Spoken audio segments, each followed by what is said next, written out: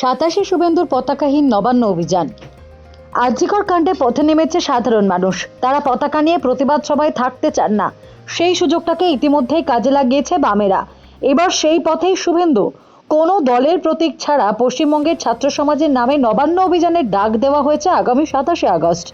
সেই অভিযানেই তিনি ব্যক্তিগতভাবে অংশগ্রহণ করবেন বলে মঙ্গলবার জানিয়েছেন বিরোধী দলনেতা শুভেন্দু অধিকারী। তার কথায় সব পরিবার থেকে একজন করে এই অভিযানে থাকার আহ্বান জানানো হয়েছে।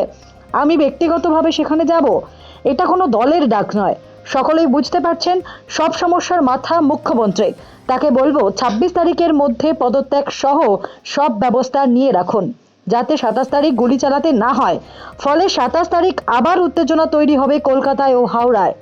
আরজিকর কাণ্ডে প্রথম থেকেই বামেরা যেভাবে পথে নেমে প্রতিবাদ করা শুরু করেছে, সেখানে কিছুটা পিছিয়ে বিজেপি। এবার শুভেন্দুর নেতৃত্বে নবান্ন অভিযান। ইতিমধ্যেই অবশ্য বিজেপি ও তার শাখা সংগঠনগুলির বিক্ষোভে উত্তেজনা ছড়িয়েছে একাধিক জায়গায়। ছাত্র সংগঠন এবিভিপির স্বাস্থ্য ভবন অভিযানে ব্যারিকেড ভেঙে বিক্ষোভকারীরা এগোতে চাইলে পুলিশ লাঠি চালায়। কলেজ স্ট্রিটে দলের রাজ্য সাধারণ সম্পাদক লকেট চট্টোপাধ্যায়ের নেতৃত্বে প্রতিবাদ মিছিল হয়েছে। গড়িয়াহাটে বিধায়ক অগ্নিমিত্রা পাল ও যুব মোর্চার রাজ্য সভাপতি ইন্দ্রনীল খাঁয়ের নেতৃত্বে পথ অবরোধ করেন বিজেপি কর্মী সমর্থকেরা।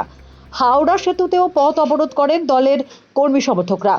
আরজিকরের প্রাক্তন অধ্যক্ষ সন্দীপ পাল ও কলকাতার নগরপাল বিনীত গোয়েলকে সিবিআই হেফাজতে নিয়ে জিজ্ঞাসাবাদ করার দাবিতে মধ্য কলকাতা জেলা কংগ্রেসের ডাকে লালবাজার অভিযান ঘিরে এদিন ধুন্ধুমার বেঁধেছিল ধর্মতলা এলাকার। এবার 27-এ পতাকাহীন বিজেপির নবান্ন অভিযান। Bureau report, D Bangla news. সব খবর সবার আগে পেতে আমাদের চ্যানেলটি সাবস্ক্রাইব করুন এবং পাশে থাকা বেল আইকনটিতে ক্লিক করুন, লাইক ও শেয়ার করুন।